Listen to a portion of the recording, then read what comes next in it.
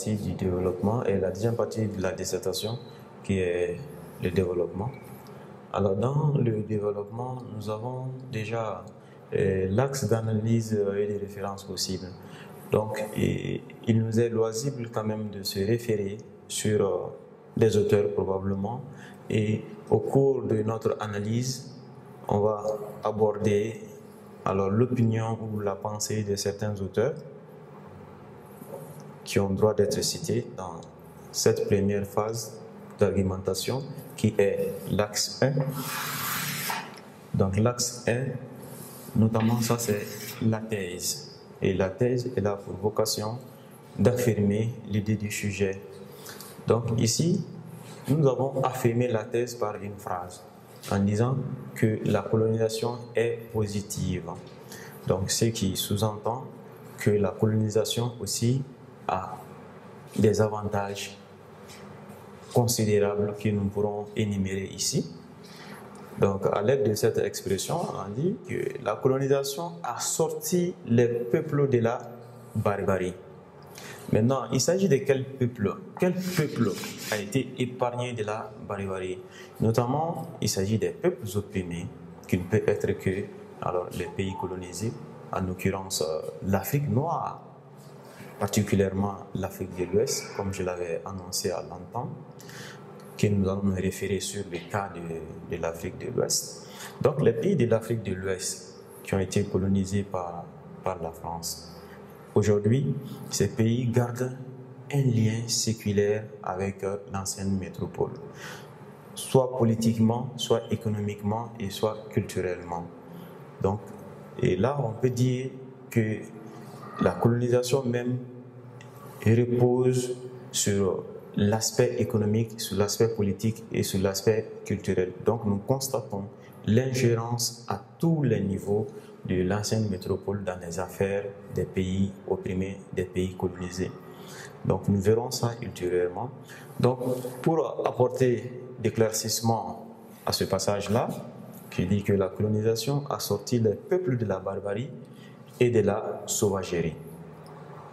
Donc en l'occurrence, nous pouvons alors faire mention du cas de l'Afrique, parce que l'Afrique, avant qu'elle ne soit colonisée par la France, nous pouvons dire que l'Afrique avait aussi sa civilisation, elle avait sa vision du monde, elle avait sa façon de concevoir l'univers. Donc notre comportement, nos pratiques sociétales ont été considérées comme de la barbarie ou encore comme de la sauvagerie, selon l'angle de vue de l'Occident. Et pourtant, ce n'était pas de la barbarie, ce n'était pas de la sauvagerie, c'était notre façon de vivre. C'était notre façon de vivre en harmonie avec notre milieu social. Donc, ça, c'est l'opinion de l'oppresseur qui dit, sinon, l'Afrique a une civilisation extraordinaire. Il n'y avait pas que de la sauvagerie chez nous, il n'y avait pas que de la barbarie.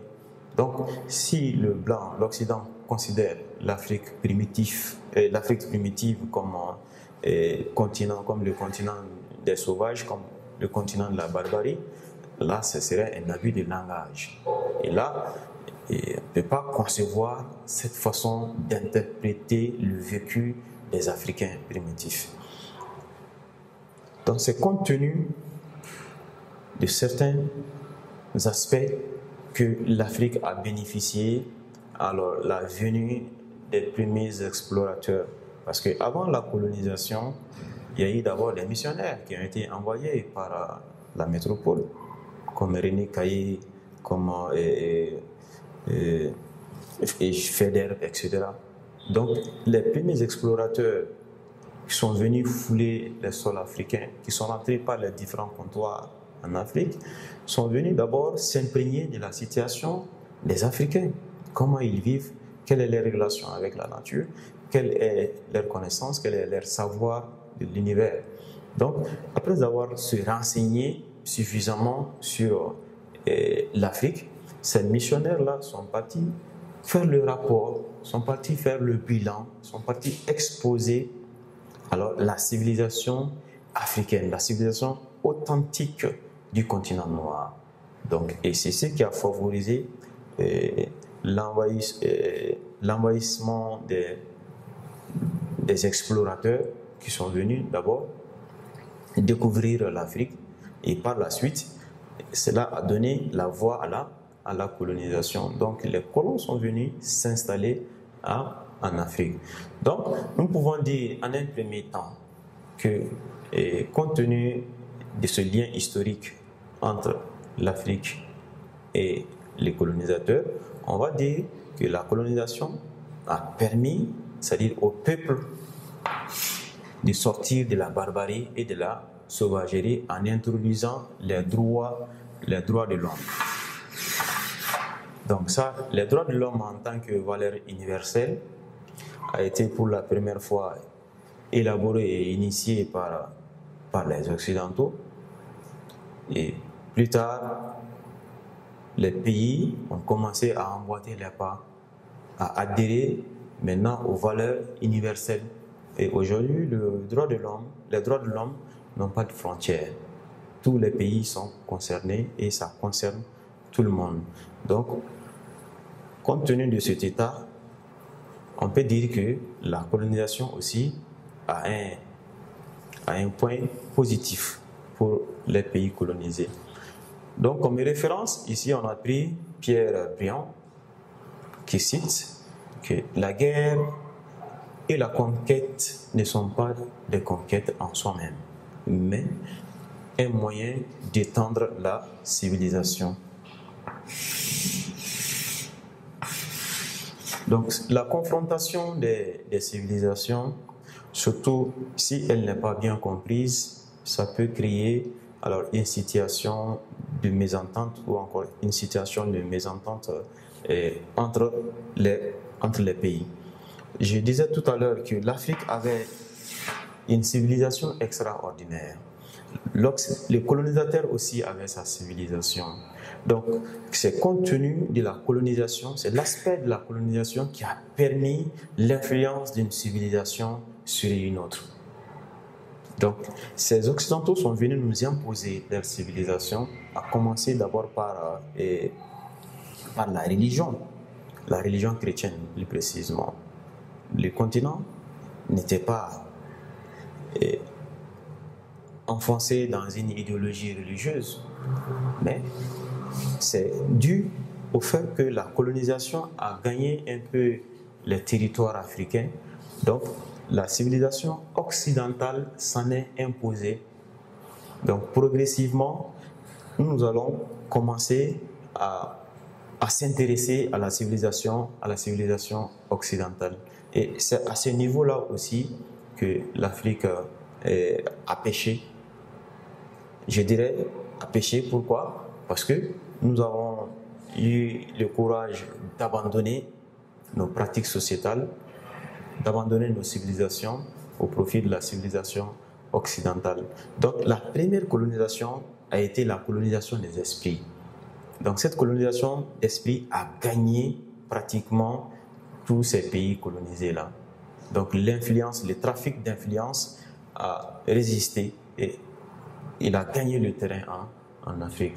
Donc raison pour laquelle très facilement la civilisation occidentale a pris le dessus sur notre propre civilisation. Donc plus tard, les intellectuels africains ont compris que l'Afrique a été victime d'un trafic d'influence, et c'est par la suite que ces intellectuels africains ont commencé à mettre en valeur la civilisation africaine, la culture africaine. Je vais citer ici Cheikh Anta Diop, et Léopold Sédar Senghor, Aimé Césaire, etc., etc. Ils sont nombreux. Donc, ils ont valorisé tout ce qui est civilisation, tout ce qui est culture, tout ce qui est mœurs, tout ce qui est valeur ancestrale de l'Afrique. Donc, il y a eu des mouvements comme le mouvement de la négritude qui a été créé dans les années 32 par Senghor et ses collaborateurs, Senghor, Aimé Césaire et Léon Condrat Damas. qui ont mis ce mouvement de la négritude pour valoriser, pour étendre la civilisation africaine, que ce soit à l'intérieur de l'Afrique, en Amérique, en Asie et un peu partout dans le monde. Donc ça, c'est pour expliquer un peu l'effet positif de la colonisation. Donc on peut encore signaler que la colonisation a apporté le développement. Selon la déclaration de l'Assemblée nationale française du 23 février 2009, la colonisation a mis à la disposition des peuples colonisés les résultats des recherches des peuples technologiquement avancés. Donc ça, c'est la déclaration que l'Assemblée française qui a promulguée du 23 février 2009, qui essaie de soutenir la colonisation, c'est-à-dire les bienfaits de la colonisation. À ce niveau, nous pouvons soutenir que la colonisation, d'une part aussi, a apporté beaucoup de choses à l'Afrique, c'est-à-dire aux pays colonisés, parce que là, nous avons hérité de ces colons-là beaucoup de choses, à commencer par les institutions, à commencer par les infrastructures et autres. Donc, pour ne citer que ceci, nous pouvons dire en un premier temps que la colonisation a un aspect positif.